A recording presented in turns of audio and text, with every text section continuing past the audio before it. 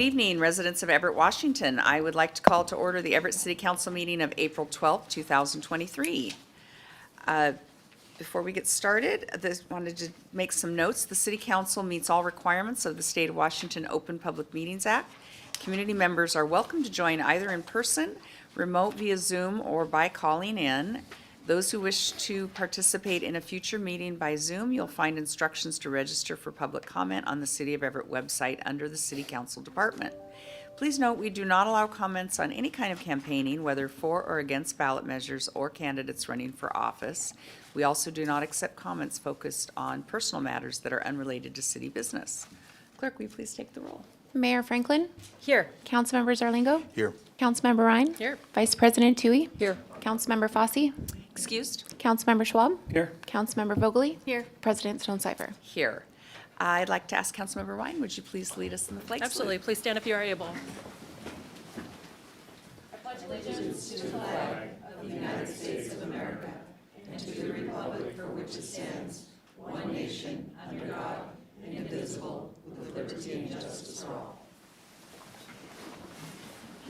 Thank you. And Councilmember Zarlingo, would you please read the land acknowledgement this evening? Yes, certainly. This council wishes to acknowledge the original inhabitants of this place, the Stohopes people, and their successors, the Tulalip tribes. Since time immemorial, they've hunted, fished, gathered on, and taken care of these lands and waters. We respect their sovereignty, their right to self-determination, and honor their sacred spiritual connection with the land and water. We will strive to be honest about our past mistakes and bring about a future that includes their people, stories, and voices to form a more just and equitable society. Thank you. And do I hear a motion to approve the minutes from the April 5th, 2023 meeting? So moved. Second. We have a motion and a second to approve the minutes. Clerk, will you please take the roll? Councilmember Zarlingo. Yes. Councilmember Ryan. Yes. Vice President Tui. Yes. Councilmember Schwab. Yes. Councilmember Vogely. Yes. President Stonecipher. Yes, and Deb Williams, welcome back. Do we have anyone signed up to speak for public comment this evening? Good evening, President Stonecipher. We do have one individual that signed up to speak, and because the meeting started, wasn't able to confirm. Will the individual listed as iPhone, can you please unmute yourself and please turn on your camera if possible? Please remember to limit your comments to 3 minutes. I believe this individual's name is Janice.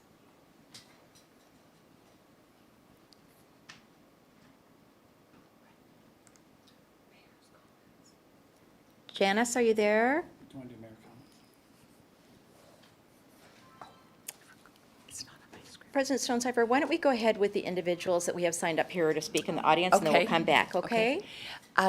Let me go, we'll go to mayor's comments. It wasn't on my script here, and my memory doesn't fail me. Good evening, Mayor Franklin. My apologies. No problem, President Stonecipher. Good evening, everybody. I have just a couple of things. First, I want to thank Councilmember Ryan for joining me and a large number of our Parks team members, as well as PUD members, for Arbor Day at Madison Morgan Park and helping kids plant a bunch of trees, and I appreciate our tree canopy. So that was a wonderful event this afternoon, and we had the weather for it. And then I also wanted to thank Councilmember Zarlingo and Councilmember Schwab for joining me at the police awards ceremony last night.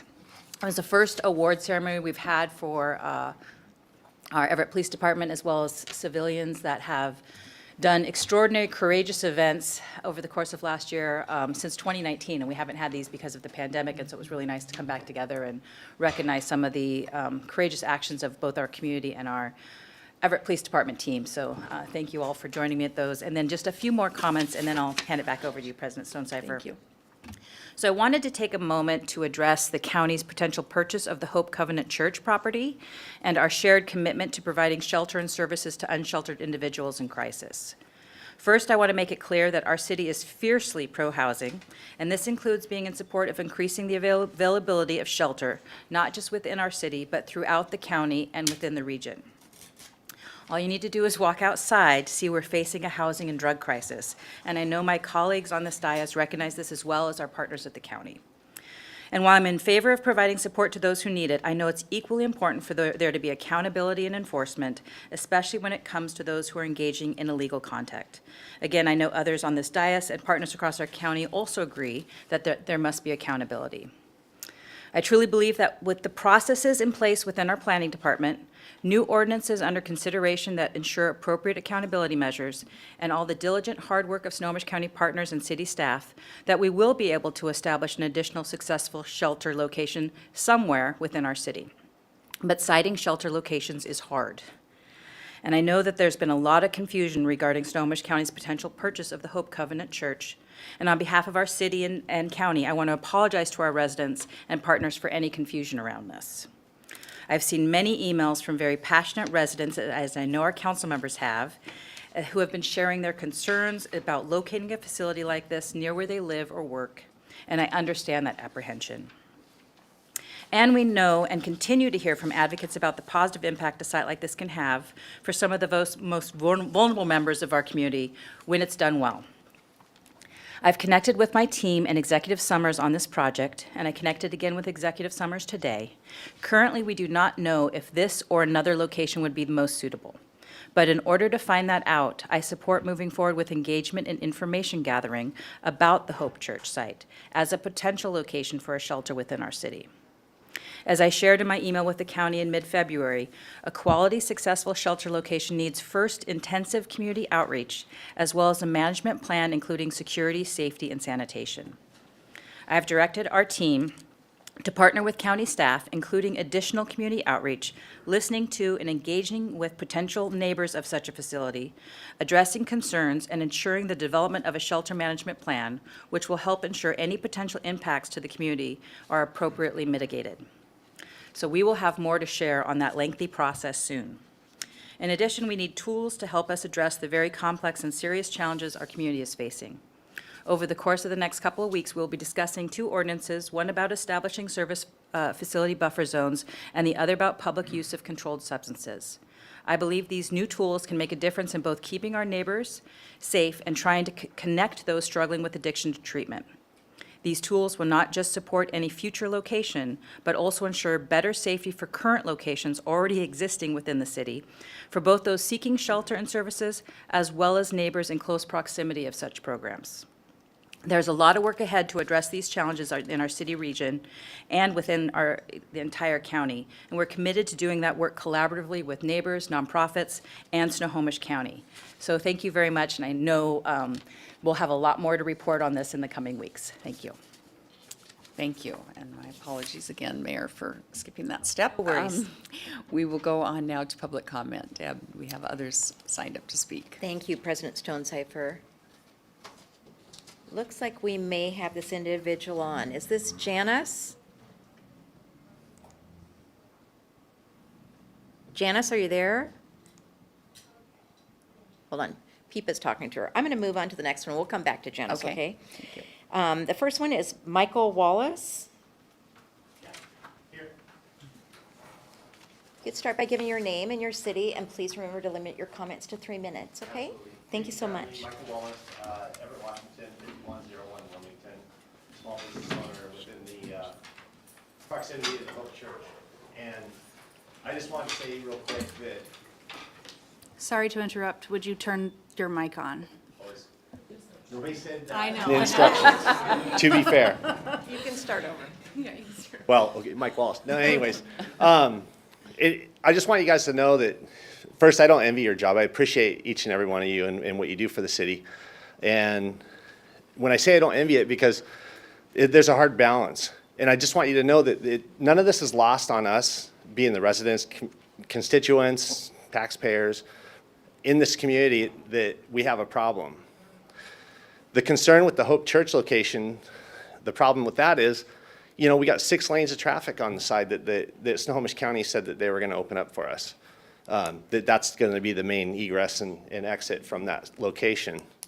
The YMCA's there, you know, and the new Emma Ewell Park. And if you go there right now, like tonight on my way in here, because I live 6 blocks from there, or I live 6 blocks from my business. But anyways, there's over 100 people there, kids, all playing, laughing, having a great time. This location isn't ideal, and the fear is that it's not going to be a 40-bed unit.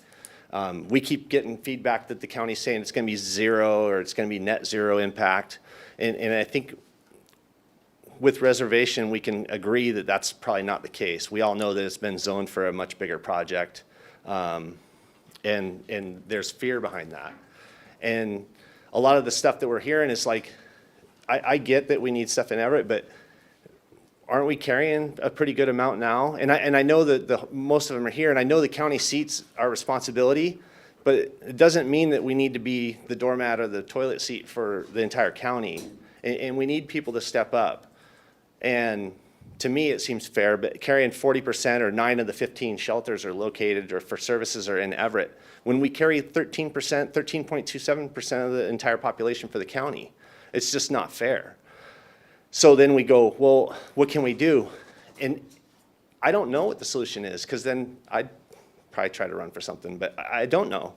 But I do know this, that as a resident, as a constituent, and a father, active in the community, I've been to Cocoon Houses and did the fundraising for that build. Our first responders are maxed out. These guys, I see these guys all the time, and they're exhausted. They're social workers, and it's with compassion that they handle the stuff that they do, and that's a special deal. But just the week that we heard about this, you know, we had the pot shop got drove into, there was a fire on Broadway, and there's a cop getting shot at down. That didn't happen 20 years ago. Didn't happen. We are in a crisis, and we are in a problem, but we're also shouldering it. And you won't find a small business owner in our area and or a resident that doesn't contribute to the community and that doesn't step up and give. And so I'm just asking you, I'm like, I get that we need it, but that's not the location for it. And the fear is that 40 today is 400 tomorrow, you know. So thank you for your time. I appreciate it. Thank you very much. Randy Thompson?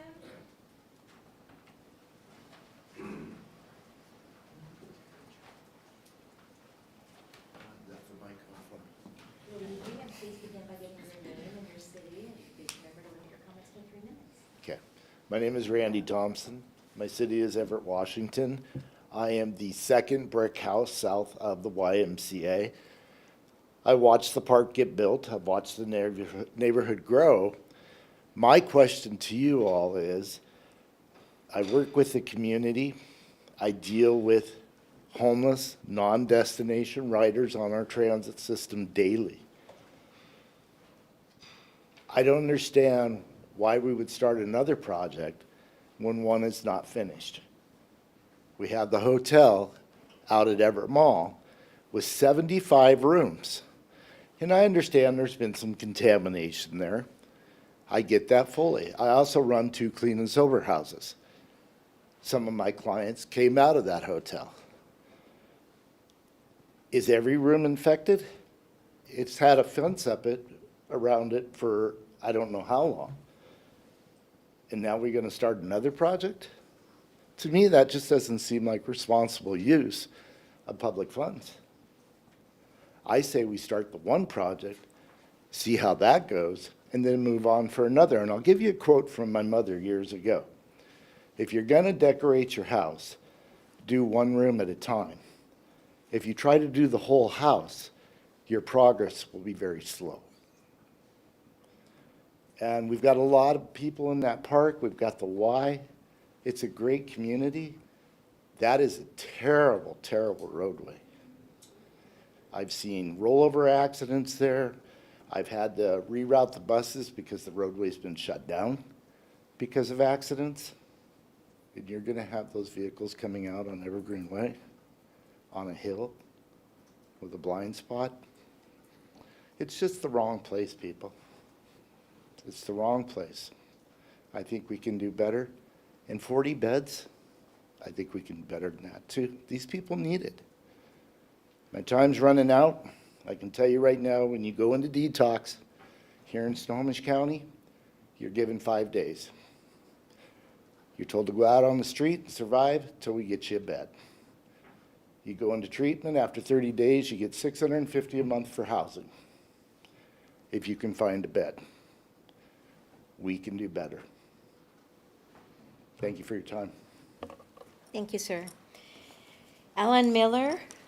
Mr. Miller, please begin by giving your name and your city. Yes, I Alan. did get the handouts that you got for everybody, so they have them. Fantastic. Thank you. Yes, Alan Miller, Everett, Washington. And my issue is, it's been going on for over 10 years, is our neighborhood is suffering from consequences created by a vacant house located at 2519 Fulton Avenue. And that's been vacant for over 10 years. The police have responded countless times to multiple issues. We have become tired of calling code compliance because of their limited ability to respond and prosecute the offenders. I feel it's time we change some rules for better enforcement of this type of issue. It is time we charge the owners of these vacant properties and not the taxpayers of Everett. Please enact a new policy holding vacant property owners responsible by adding registration requirements and a fee that bring the cost of policing these properties back to the owners. On the internet, other cities have enacted policies to combat vacant structures. I have included a copy from the city of Chicago, and it's very, very thorough. And there's like 17 pages. And I guess my feeling, if they have a building permit in process, then they don't have to, let's say, register. But if they don't have a building permit, then they really need to register. So please enact a new policy holding vacant property owners responsible by adding registration requirements and a fee that bring the cost of policing these properties back to the owners. And 2519, it's been, vagrants have been living in there off and on over the last month. And last night they came and arrested a few more, and I think it was the week before they arrested some more. And it's right next to the Catholic nunnery that was turned into an assisted living for families. So it's not a good place for this vacant place to be, and it's time that, 10 years is enough. Let's do something about it. Thank you. Steve O's.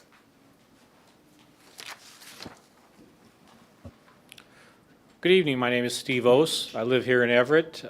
I'd like to thank Mayor Franklin and President Stonecipher and the rest of the council for opening up tonight and letting us talk.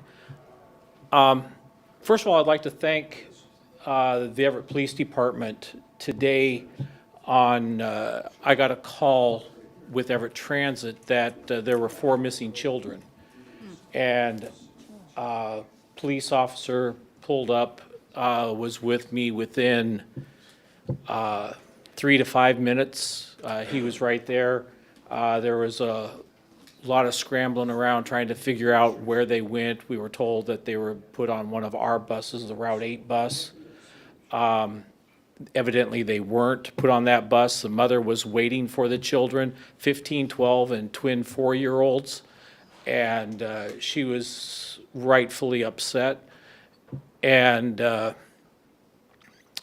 they had got onto a community transit bus, and they got off the bus. They were lost, and passing motorists saw some confusion or something and stopped and took them to their home. So they ended up getting home that way. But the response from the police and the measures that he took to help to try to track them down, I'd like, Dan, it's you guys did a great job today. It was a great response.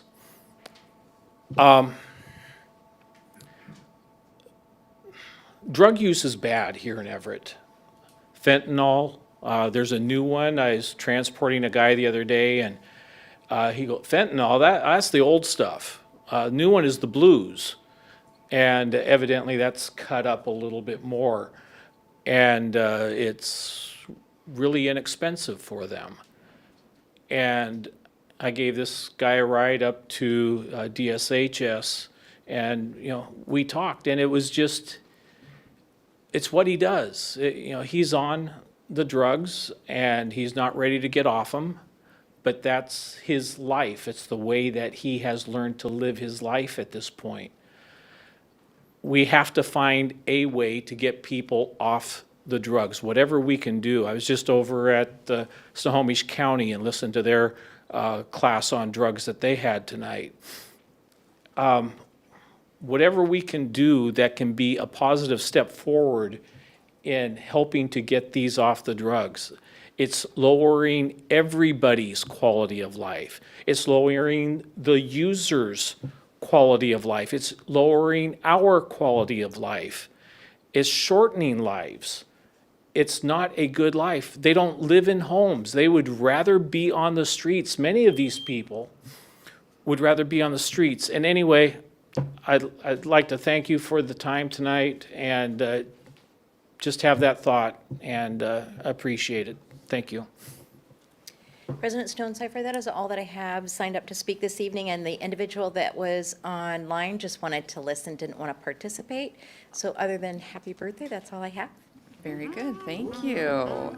We will move on to council comments and liaison reports, starting with Councilmember Zarlingo. Thank you, Council President. First of all, I'd like to thank our public commenters. That is the kind of information that helps us do our jobs better and weigh all of the complexities and the trade-offs the best way we can, which is essentially what you elected us to do. And I'm cognizant of the degree to which Everett is carrying more than its share of load in some of the communities suffering from homelessness, drug abuse, and mental illness. In my district is the hotel that the county purchased, and I know there was a discussion last fall or so before the county council about requirements for treatment in that facility that did not move forward. But I hope we're learning in this and can make these facilities work well. We do need them. We need them all over the county as well. As Mayor Franklin said, several of us, Council Member Schwab and I, and the mayor attended the police department's annual awards ceremony last night. And it was neat to see people in person this way. Also, particularly gratifying for me was to see the officer who was recently injured by gunfire in the line of duty. He was there back in uniform. That was an incredible relief and very gratifying to me. And he received an award for exceptional work in another unrelated case. I think another demonstration of the high quality, the high caliber of our force. Among other things, I was particularly impressed by their work to integrate with the community they serve, including the awards that were mentioned to citizen volunteers. Not only courage, one amazing case where a citizen saved someone in a car that was sinking, but also ordinary things like handling the shopping carts that we have sometimes infesting the city. And one of the volunteers was recognized for contributing more than 400 hours of volunteer time in a year. Just astonishing stuff, and part of what makes Everett such a great city, even considering the problems that we face. They also took the time to recognize non-commissioned staff, really people who are vital for enabling the work they do. That's more visible to us, so I was happy to see that. And lastly, I wanted to applaud Chief Templeman's initiation of an effort to name a stretch of street here in Everett, Officer Dan Rocha Way, or it may be called Officer Rocha Memorial Way. I'm not sure what that will end up being, because that is a process that's been initiated by the chief. But that recognizes the contributions and sacrifice both of this officer and his family, a man we tragically lost a year ago. And then my last comment for tonight, just we had our Built Environments and Council Committee here, a meeting here just a little bit ago, working on the Rethink Housing Action Plan, and focusing on incentives and enabling efforts to get more affordable housing built, because that's something we're really behind on, and that lack of affordability drives so many of the rest of the problems that we face. In particular, I was happy to see that it included getting input from private investors who are investing in our area, and some who are not yet, and they're familiar with our city processes and incentive programs. Because by doing that, we're taking advantage of the capital, the investments, the skills, the risk tolerance of some private investors. And the scale of that is much expands what we can do in terms of getting housing built. So I do want to make sure that we're a hospitable place for them to build, and I'll be certainly taking the time to do a more intense focus on that in terms of our processes and the whole attitude the city has for that. And of course, it's going to be a particularly interesting time. We're hoping to get a briefing soon on the consequences of state legislation that's affecting our zoning and comprehensive planning. You're probably already aware some of that stuff is still in progress, but that session should end in a week or so. And at the next meeting, we'll know more about the details. And then lastly, I guess, with respect to one comment here tonight, this council last fall passed some measures that were designed to fix a code enforcement process that was too long, too slow, and too cumbersome. So hopefully that and consultation with our public works can help address the problems that were brought up by the commenter here tonight. Thank you. Thank you. Councilmember Ryan. Thank you. Good sunny evening, everybody. I think we earned the sunshine for sure. So I have some lengthy comments tonight, so lucky you guys. Settle in. I wanted to start with a thank you to everybody who's here tonight and who provided comment, and also to all of the folks who've written in over the last week about Hope Church and other matters. And please know that I've read every single email and have been in the process of responding. And so I just really appreciate everybody's engagement and comments on the matter. So there's still, as Mayor Franklin mentioned, there's still more to come on the issue. So thank you for being engaged. It really means a lot to me.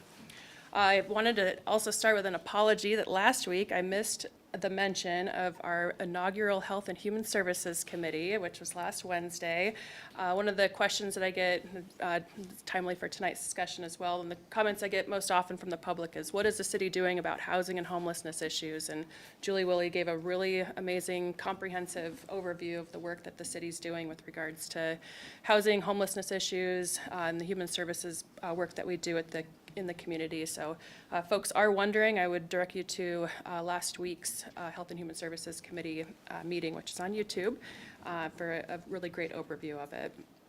Yesterday, I attended the Cultural Arts Commission. It's my new liaison assignment, and there was a lively discussion about the WENTS and the Mayor's Arts Awards, which are June 23rd at the Everett Performing Arts Center. And so make sure you mark your calendar for it. It is the place to be seen on June 23rd in Everett.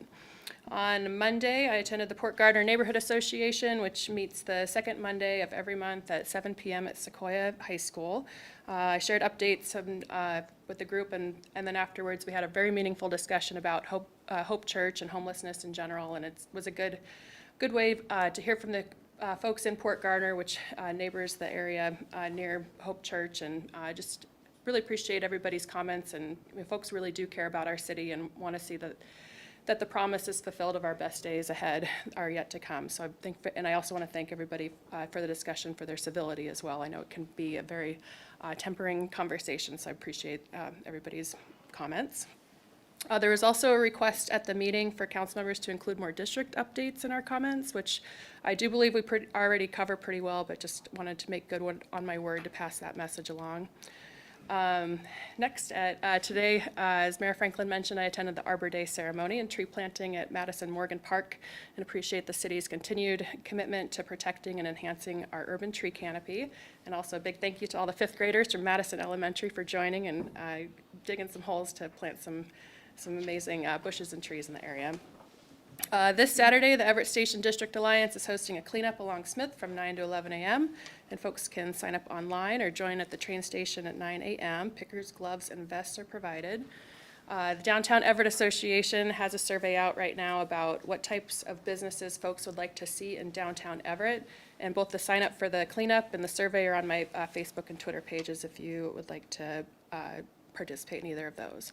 And last but not least, I had the opportunity along with Snohomish County Councilmember Megan Dunn and Councilmember Liz Vogely, to meet with Alvaro Guillen from Connect Casino Road to hear more about the direct stakeholder engagement and information they've been doing with business owners, residents, and patrons in the Casino Road neighborhood over concerns that they have with the proposed light rail alignments and station locations near Evergreen Way and 526.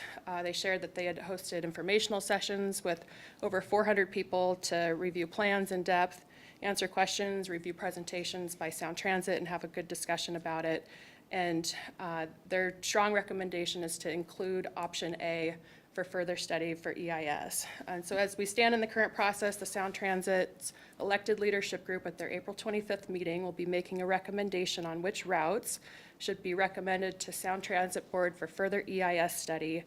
The Connect Casino Road is strongly requesting that option A is included as a recommendation for further study.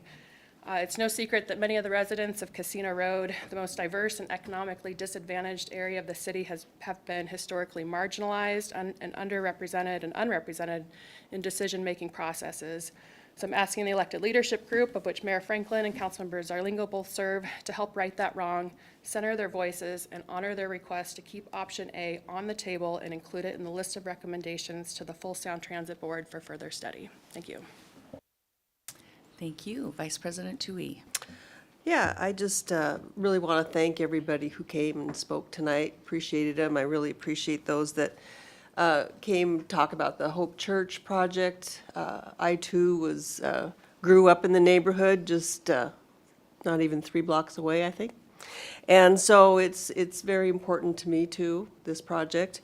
But what's vital on all these projects is siting and getting it right. And you know, whatever I can do, I want to help with that, but, you know, also the management plan and how that's implemented and to reduce any impact. So, I don't know, a lot's going to happen on this, but I'm watching it very closely, so I want to let them know that, and I appreciate all your comments that you guys have provided.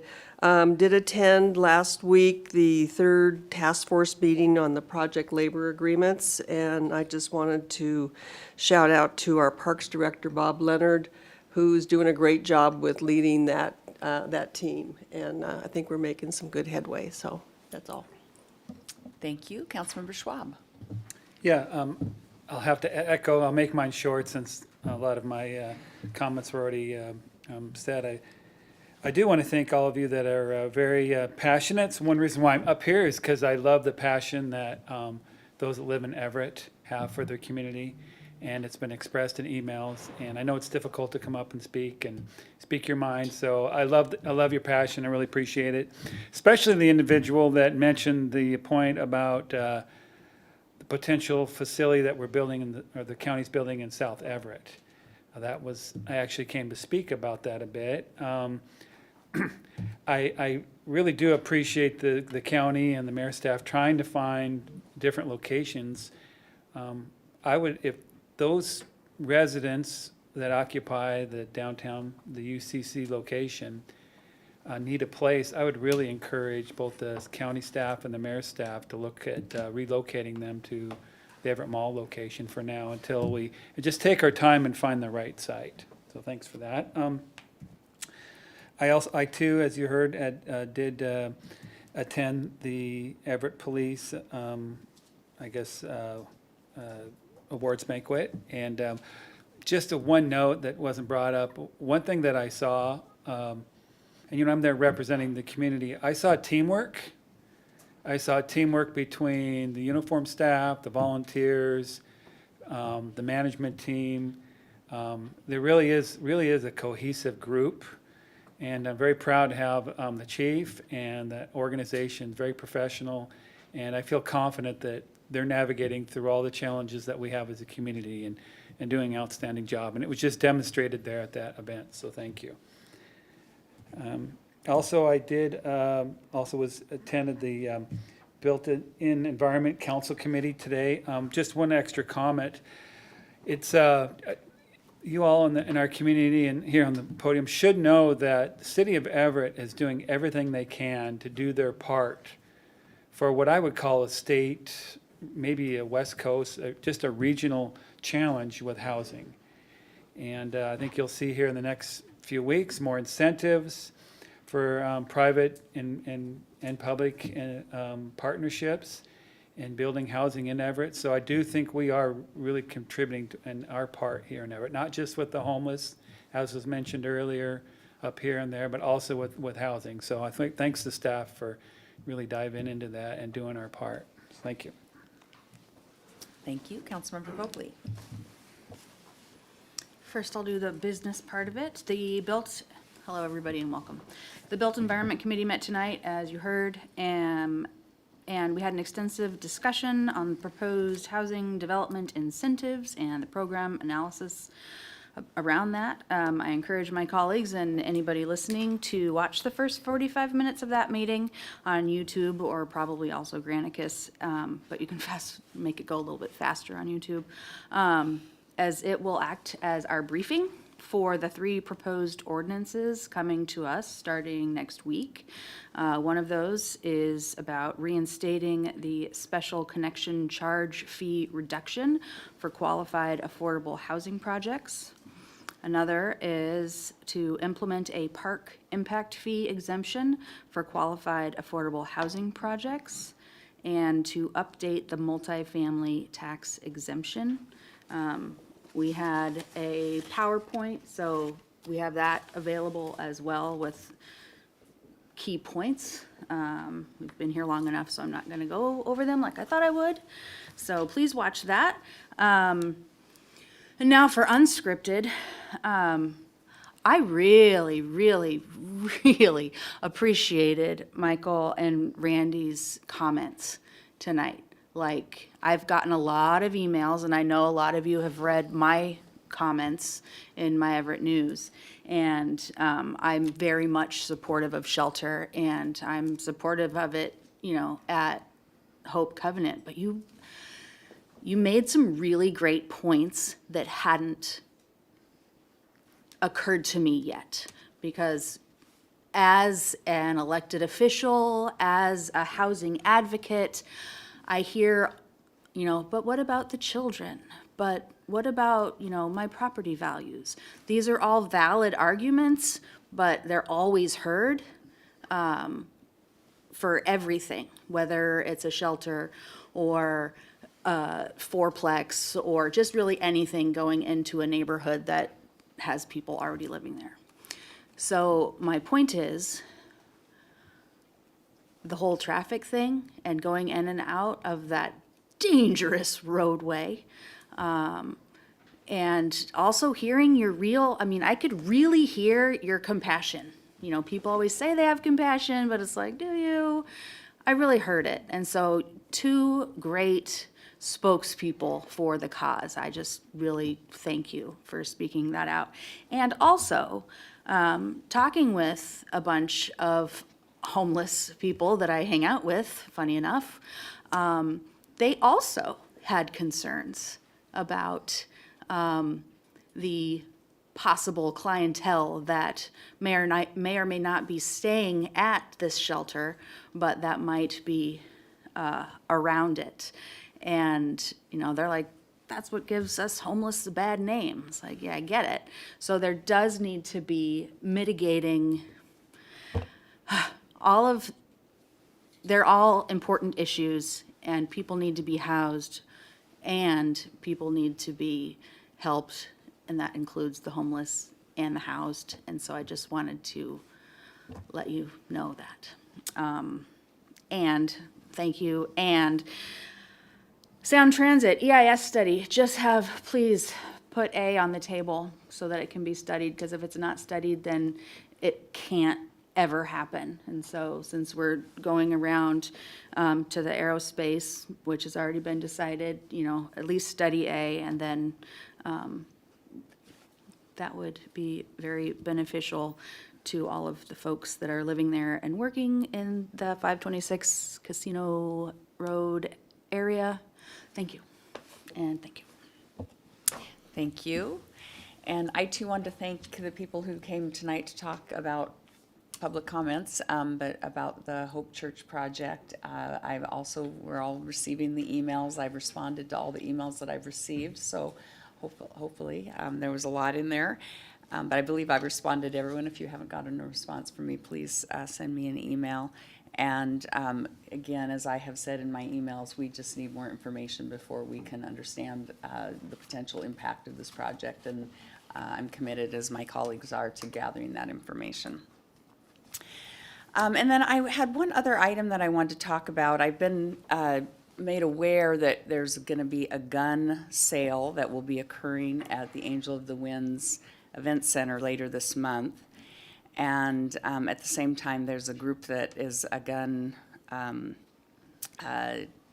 somebody who wants to protest the gun sale that'll be there that day. I know the police administration is making plans to ensure safety of everyone there. But I just find it very ironic and credulous that in the midst of the violent gun activity that we've had in our city, we're still reeling from the death of Officer Rocha and the shooting of Officer House, and at the same time that the council is approving appropriations to buy back guns. The Public Facilities District Board is approving a permit or a rental of our facility to have a gun sale. We know from all the information that we know about these gun sales is this is actually where illegal guns are sold because they get to skirt the background check processes.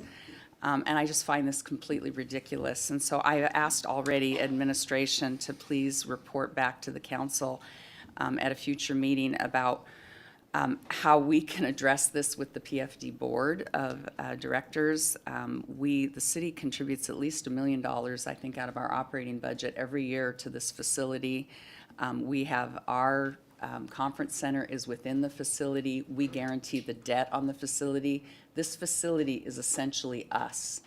And if this is what our city is going to be responsible for, then I want to have more responsibility on these types of events happening in that facility. So administration, I've talked to the mayor about this. I'm very upset about this, and hopefully we will hear back about what we can do to impact future potential gun sales here. On a related note, I'm also aware that the city of Everett has not been collecting a tax on ammunition, and I know we have authority to do this. It's probably a very small amount of revenue, but I'm very interested in understanding what that possibility would look like, what other cities are doing, and I would ask our Community Safety Committee with Vice President Tui and Councilmember Schwab as co-chairs to look and discuss the imposition of this tax, because possibly this is something we would do. Again, I know it's probably not going to be a lot of money, but it would be a very symbolic move, because gun violence in our society is just absolutely out of control, and whatever measures we can take, even small measures, can make a difference. So I'm just hopeful that in the coming months we can take action of some kind. President Stonecipher, I thank you, first of all, for being so passionate about it. I share your passion around addressing gun violence, and since we just spoke this afternoon, I haven't had the opportunity to follow up with legal, but we will follow up and see what we legally can do, and we'll get back to council as quickly as possible. Thank you. Thank you, I appreciate that. That's all from me, and do we have an administrative update this evening? Nothing further to add, note update. Thank you, and City Attorney Hall, what do you have for us this evening? There's no report from the legal department and no executive session. Thank you. Thank you. We'll move to our consent agenda. We have 6 items on our consent agenda. Do I hear a motion to approve? Councilmember Ryan moves approval of consent agenda items 1 through 6. Thanks. Second. We have a motion and a second. Clerk, will you please take the roll? Councilmember Zarlingo. Yes. Councilmember Ryan. Yes. Vice President Tui. Yes. Councilmember Schwab. Yes. Councilmember Vogely. Yes. President Stonecipher. Yes, and we have 2 items on for proposed action. They've both been read into the record, so I won't read them again. But do we have any questions on items 8 or 9, our proposed action items? Seeing none, these will both be back on our agenda on next week on the 19th for action. Question, that was 7 and 8. I was just wondering if I had the right one. Yeah. Okay. Yes, my apologies. No, it's okay. I just want to make sure that Numbering we is had, off here. sometimes the agendas can get as perfect as our administrative assistant is. Yes. And we'll move on to our action items next. Item 9 is Council Bill 2303-21, 2303-19, third and final reading. Adopt the ordinance authorizing the issuance of water and sewer revenue and refunding bonds of the city in the principal amount not to exceed $66,100,000. Do I have a motion? So moved. Oh, All right, second. We have a motion and a second. Any questions or comments? Thank you. This came before I guess it came before the whole council. I was thinking it came before committee. Came before the whole council, and we do actually stand to save some money on this, even in this interest rate environment. Clerk, will you please take the roll? Councilmember Zarlingo. Yes. Councilmember Ryan. Yes. Vice President Tui. Yes. Councilmember Schwab. Yes. Councilmember Vogely. Yes. President Stonecipher. Yes. Item 10 is Council Bill 2303-21, third and final reading. Adopt an ordinance creating a special improvement project entitled WPCF Bar Screen Upgrades, Fund 336, Program 027, and repealing ordinance number 3824-21. Do I have a motion? So moved? Seconded. Any questions or comments? Clerk, will you please take the roll? Councilmember Zarlingo. Yes. Councilmember Ryan. Yes. Vice President Tui. Yes. Councilmember Schwab. Yes. Councilmember Vogely. Yes. President Stonecipher. Yes.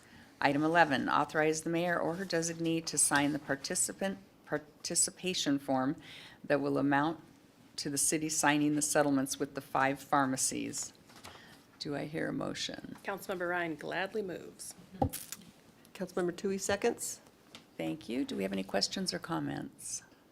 Council President, if you Thank don't you. mind, Yes, I please. would like to point out, as I did last year when we reached a settlement with the distributors, that this settlement has come about largely because of the efforts of the city, with your great participation, Council President, to be the first city in the country to bring a lawsuit against Big Pharma when we sued Purdue Pharma, and then went on within the first year to defeat a motion to dismiss in federal district court by Purdue. And that is what opened the floodgates by encouraging hundreds and hundreds of cities and counties across the country to bring similar lawsuits. Those were all then combined in what's called the multi-district litigation process in a court in Ohio, and we became kind of a small fish in that process because there were so many other cities. But for Everett's initiative, we may not be where we are today, receiving another $4.5 million on top of these just under $4.5 million we received last year. There are a couple of cases still out there that will bring even more money to us.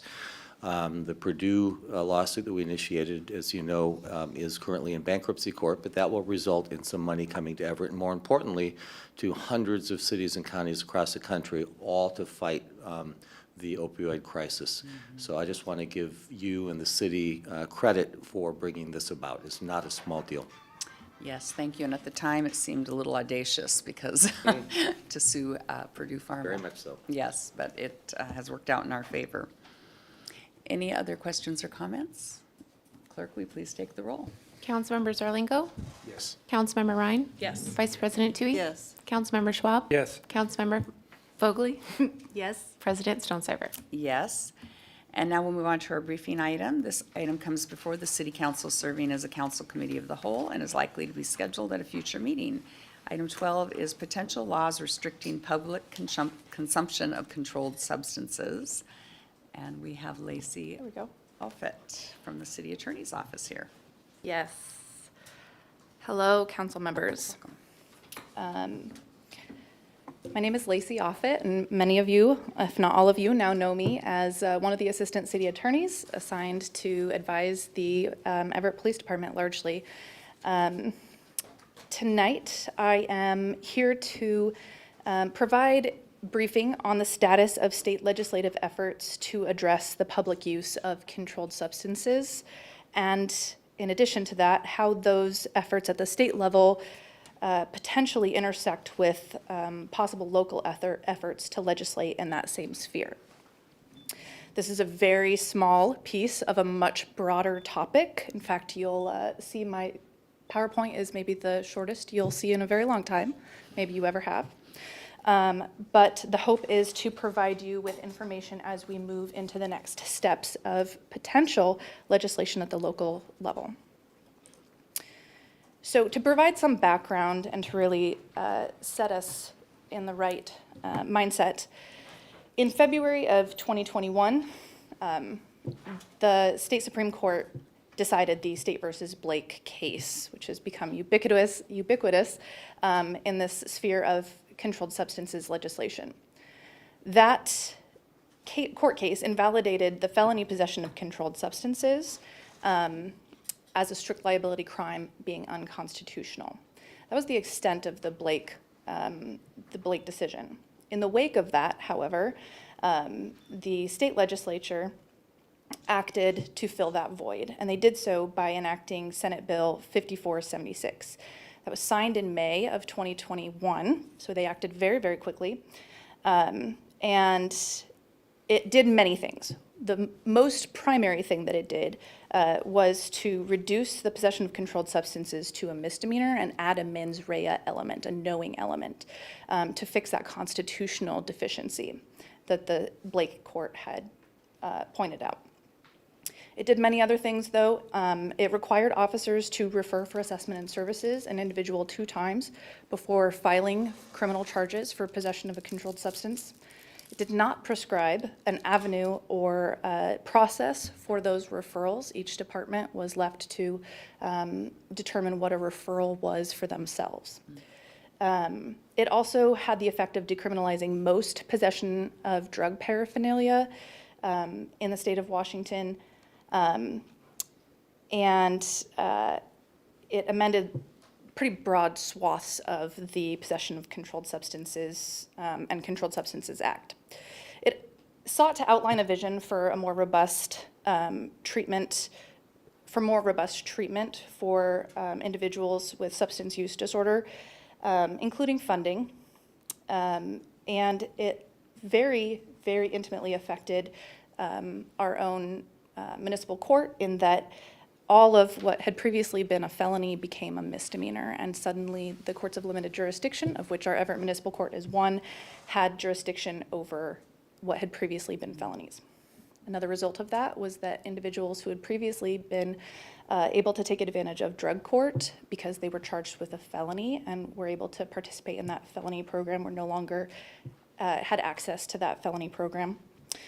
The law did provide for therapeutic courts and provided funding for therapeutic courts, and we have been able to take advantage of some of that.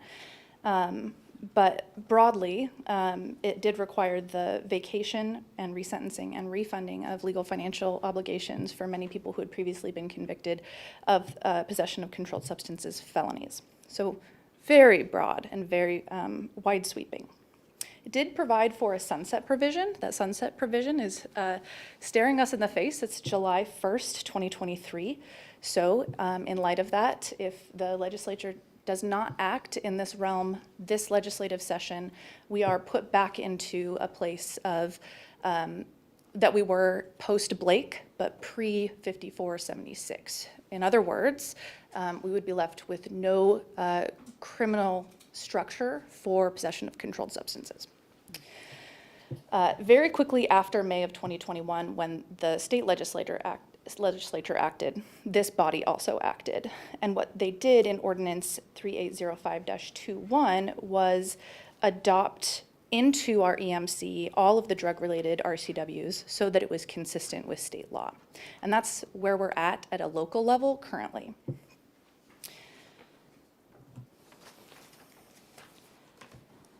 So recognizing that the sunset provision is very quickly coming upon us, the legislature this session, through the vehicle of Senate Bill 5536, is seeking to supplant 5476 with, again, kind of the state's overarching statement on controlled substances.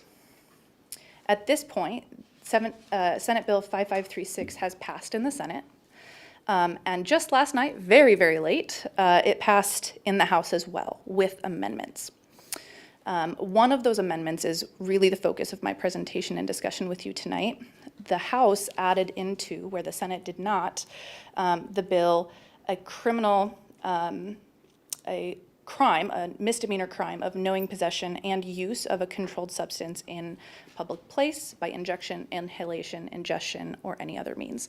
All of that is, of course, subject to anybody having a legal prescription for that. They would not be liable if this is the end version. That bill, 5536, in its most current version is 46 pages. So my purpose here tonight is not to get into the minutia of that. There may well be a time when I'm before you giving you all of that minutia. But really what I want to talk about is this knowing possession and use of a controlled substance in a public place. So to set your minds at ease, if they were at all troubled by any of what I've already said, all versions of 5536 retained the criminalization of knowing possession of a controlled substance. They also all did away with the requirement that officers, prior to making any referral or arrest for criminal possession of controlled substances, check those boxes of the 2 referrals. What we've seen in the last couple of years is those referrals have largely been ineffective. And so it seems that both the Senate and the House agree that that is, it was an interesting experiment, but maybe not the best and most effective way forward. This provision, though, of knowing possession and use of a controlled substance has a interesting path forward, if one at all. The next steps, I'm told, although I am by no means an expert in the legislative process, is that because the House amendments don't comport with the Senate version that was passed, the Senate has an opportunity to concur with those amendments. If they do not do that, then the fate of the bill goes to a conference committee. The conference committee is made up of very small numbers of members of both chambers, the House and the Senate. And if they can come to an agreement, then the recommendation goes to both the House and the Senate floors for a vote. That vote is either yes or no. In other words, we have something or we don't have something. They both have to say yes in order for us to have a functional bill going forward to the governor's desk. Then, of course, the governor has to sign it. There is a provision in the House version with amendments that makes that bill effective immediately. So there are 11 days left in the session. It is possible that we're going to have a functional bill that has effective immediately measures in it very shortly after the end of the session in 11 days. There are no guarantees, though, that the current version is what we're going to be left with, leaving that knowing possession and use of a controlled substance in a public place in a little bit of a legal limbo. Entirely separately from that, there is also the potential for this body to pass a provision that makes it a misdemeanor to knowingly use a controlled substance in a public place. My understanding is that is on for first reading in front of this body next week. I won't get into the detail of that right now so that you have an opportunity to review what is being proposed before we talk about the minutia of that, but it's a pretty simple bill and would, as it says right here, just make the knowing use of a controlled substance in a public place a misdemeanor here in the city of Everett. By my calculations, the earliest that would become effective, absent an emergency provision, would be mid-May of 2023, so pretty soon here. But that timeline is obviously kind of parallel to the timeline of the bill that is making its way through the Senate. So the purpose of this briefing is really to allow you the opportunity to ruminate on that as we move forward. Certainly we will know more about what the state legislature is going to be doing in the next week. We will absolutely know within 11 days what the state legislature is going to do. But it is by no means a guarantee that the state legislature will act in that particular sphere. And so hopefully this assists you in your efforts moving forward to frame the discussion and frame how you think about it. And I'm happy to take any questions. Council President, may I just add a couple things? We are the county seat, of course, of Snohomish County, and I can share that Marysville, Lake Stevens, Arlington, Linwood, I believe, and possibly Edmonds, there's a number of jurisdictions within the county that have passed this already, and it's already in effect in their communities. That can possibly have an impact on Everett, because if it's a misdemeanor in those communities but not in Everett, people then can choose to conduct those activities in Everett. And so I have some concerns of us not enacting something as well because of the possibility of that being pushed into our community. So thank you, just wanted to add that. Thank you. Other questions? Councilmember Zerlingo. So absent any effort by the legislature to extend their session, we could move forward with at least the first reading and then no more before we get to second or third readings and have the opportunity to allow that to take effect or amend our own ordinance. I'm seeing David Hall shake his head yes. That is my understanding as well. All right, thank you. Thank you. Other questions or comments? Councilmember Schwab. Yeah, it's just a question. Is this similar to the legislation that the city of Bellingham also did? I haven't reviewed that in any detail, but I think it is very similar, yes. The mayors are all sharing this across the state because we're all very concerned with a possibility of nothing moving through Olympia. And Councilmember Vogely. Can you remind us, please, what a misdemeanor, if you get caught with a misdemeanor, what that entails for the Yes. person Yes. committing the crime? Absent any mandatory sentence requirements, which the legislative version currently out of the House does not have, the maximum sentence by Everett Municipal Code for a misdemeanor is 90 days in jail and $1,000 fine. For a gross misdemeanor, that goes up to 364 days as the most possible sentence and $5,000 fine.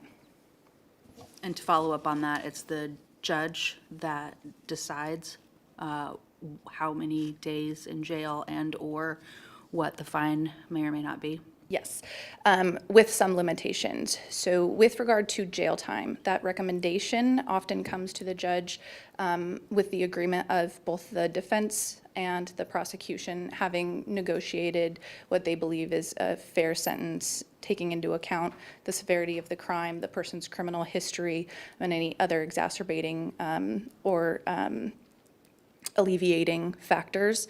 But ultimately, yes, it is the judge who makes that determination. With regard to the fine, much of the judge's ability to impose a fine has been reduced in light of case law that limits their ability to impose fines on statutorily indigent individuals, which is a vast majority of the defendants that we see in our Everett Municipal Court. So to a large extent, those fines are very limited from the judicial discretion standpoint.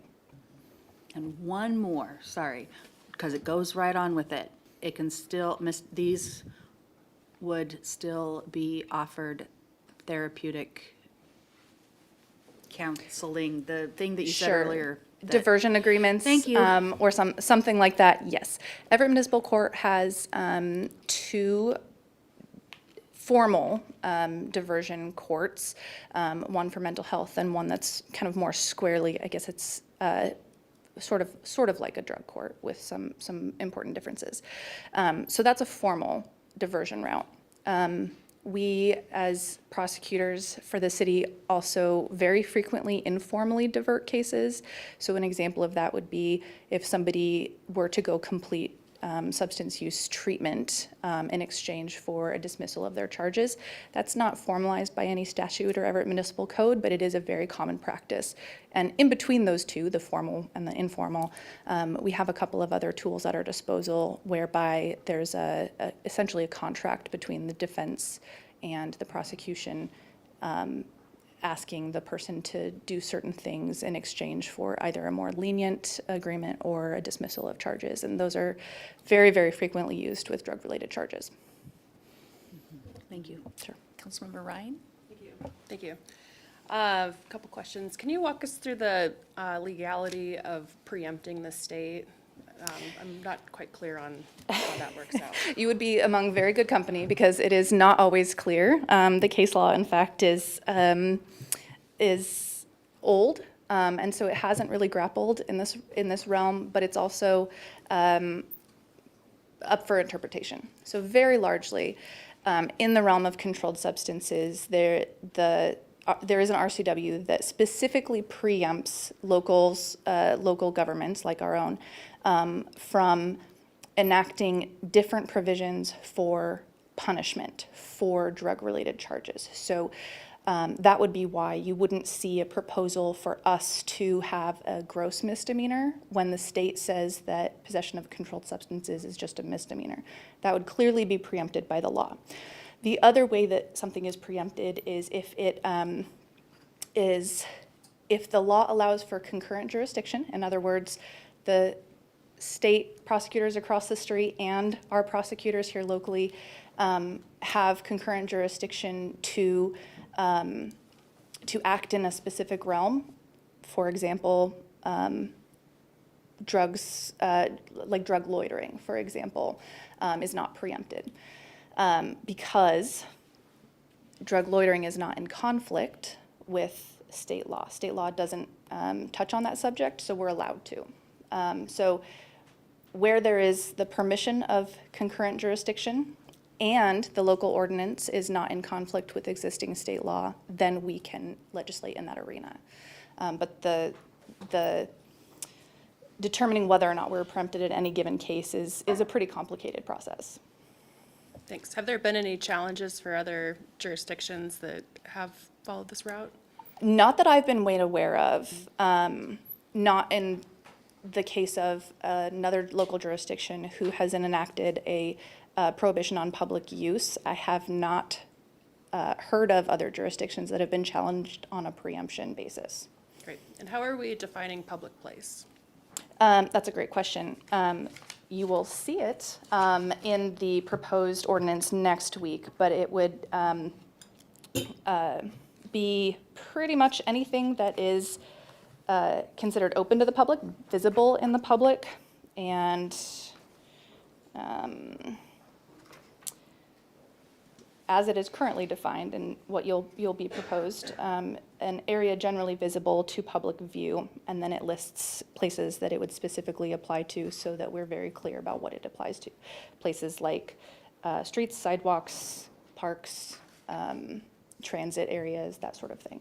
Thanks. And I just want to shout out +1 for treatment courts, and would love to see the city take a look at how treatment courts can better serve people with co-occurring disorders. Yes, Thanks. we're very proud of our treatment courts, and we'd be happy to explore that. And we can send you some of the regular updates that we get. It's statistically, our treatment courts have been very successful. Thanks.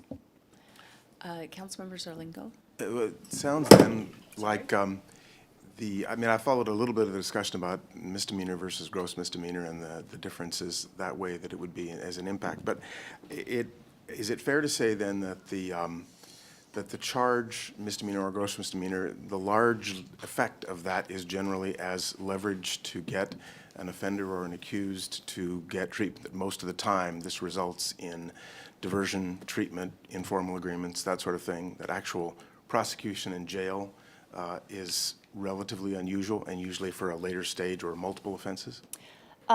I can only give you anecdotes. I'm sure I could provide you with statistics, but anecdotally, I can tell you that I've never asked a judge to impose all 364 days in jail on a drug charge or 90 days in jail on probably the first 20 drug charges.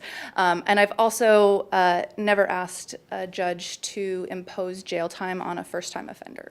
Okay, that's kind of what I wanted, a sense of that, so that I and anybody else who's not deeply into this understands that this is mostly a tool to help people get help. Yes, I can say with absolute confidence that every prosecutor in our office, every judge in our municipal court, and probably every officer who works the streets of Everett would rather people be in substance use treatment than be prosecuted in this way. And can I just add that we've been working with our partners at Stonebridge County Jail, and they have stepped up their in-house treatment. We don't, as everyone knows, we don't have enough inpatient treatment in Everett. We have extraordinary outpatient treatment, but that isn't always successful, especially for severe opioid substance use disorder. And so our jail actually is acting often as a de facto treatment center, and when folks are incarcerated in those first, days or however many days they're in jail, they're not only off substances during that time, but they're receiving medically assisted treatment and other sources. So it is unfortunately, currently, one of our best pathways into treatment is through the criminal justice system. So the diversion programs are outstanding, but when it comes to somebody that is then sent to jail for a number of days, it can very well be their start into treatment. So just wanted to share that as well. Any other questions? Councilmember Vogely? a very expensive treatment. That's true. So if we could move those funds, yes, and not have it in the jail, that would be, that's all. And then I just was kind of trying to understand how the process works. So you've got someone on the corner of two streets here, and they're openly using a controlled substance. Police go by or they get called. I think there are a lot of people who have contacted me as a council member to say, why are we allowing this to happen in our city? Our kids see it and they don't know what they don't know what that means. But anyway, so does that person then go to the jail at that time? Are they issued a citation? What is that? How does it work? Just Much from a of practical that, standpoint.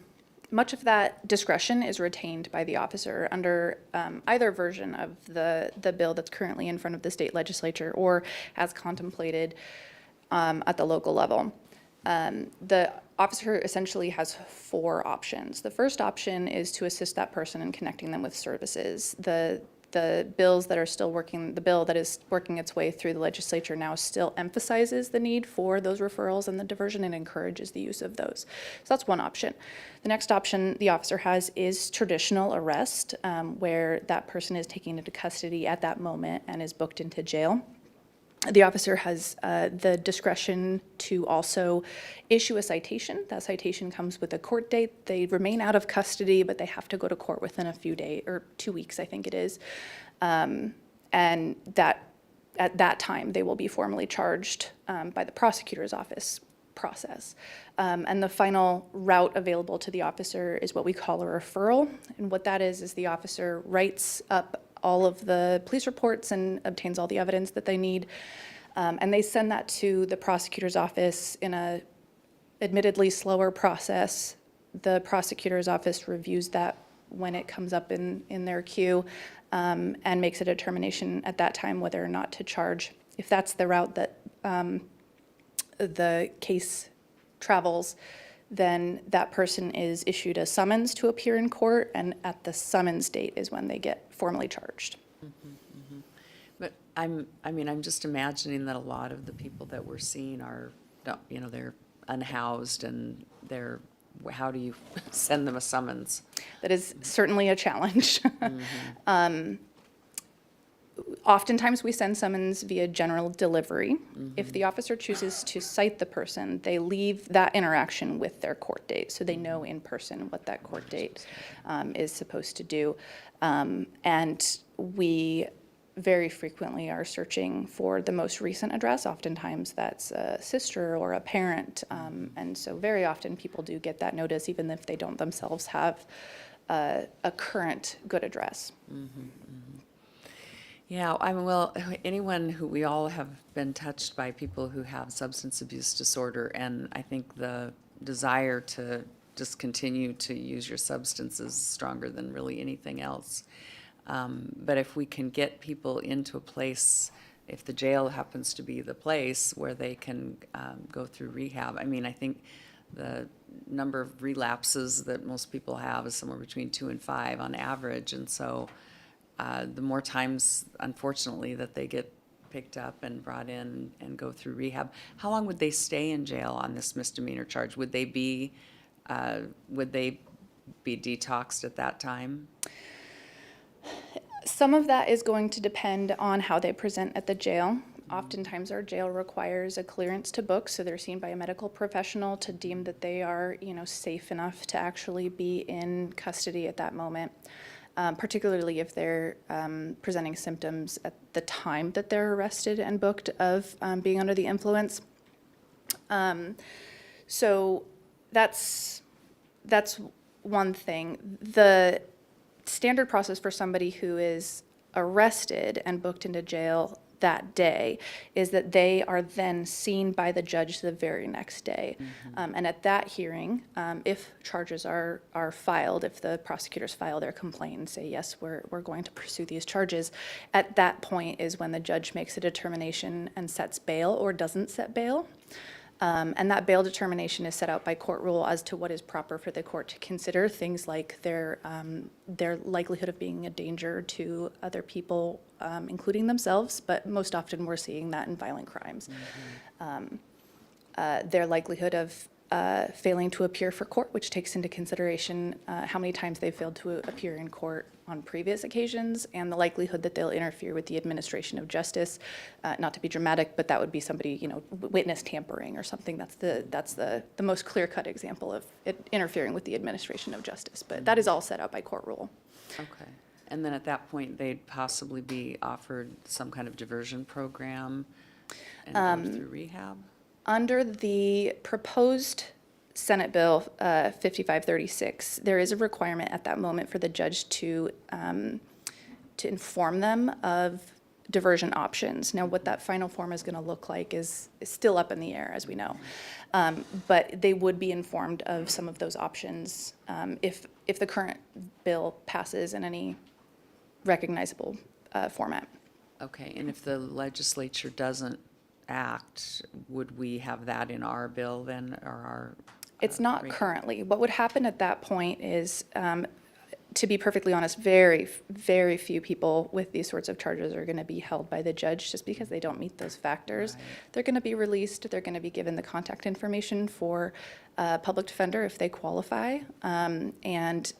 That's sort of what sets off the negotiations between the prosecutor and the defense attorney. It's at that time that the prosecutor is making our initial offer, and our initial offer very often does include sort of diversion language, either formal or informal, as we talked about.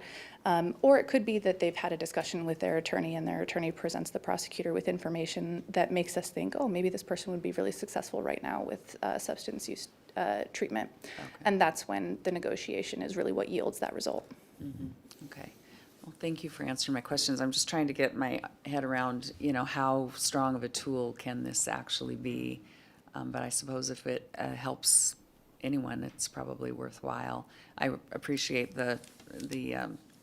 we all jump together kind of on this kind of regulation. So any other questions from my colleagues? Just one Councilmember Vogel. quick comment, and then as soon as they go to diversion and treatment and outpatient and everything else, then they need housing when they get out, or it's right back to the beginning. So housing, shelter, housing. Thank you. So what's our next move? Well, I understand through normal channels, you'll receive the proposal for the local ordinance in advance of next week's meeting, and then I'll be back before you talking about the specifics of that ordinance next week. Okay, and that would be an ordinance with 3 readings, et cetera, et cetera? Correct. Okay, great. So council members, within the agenda packet, which should be ready tomorrow, will be, as all our ordinances are, listed under first read. This will be listed under first reading and proposed action in lieu of a briefing, because the briefing was tonight. Great. Councilmember Ryan. Thank you. I was curious if Human Services staff would also be available for that first reading for the Human Services side of the discussion. Certainly, Human Services staff are here tonight because I asked, but I don't think they're prepared to speak on this particularly tonight. But yes, we can make them available at the next council meeting. Great, thanks.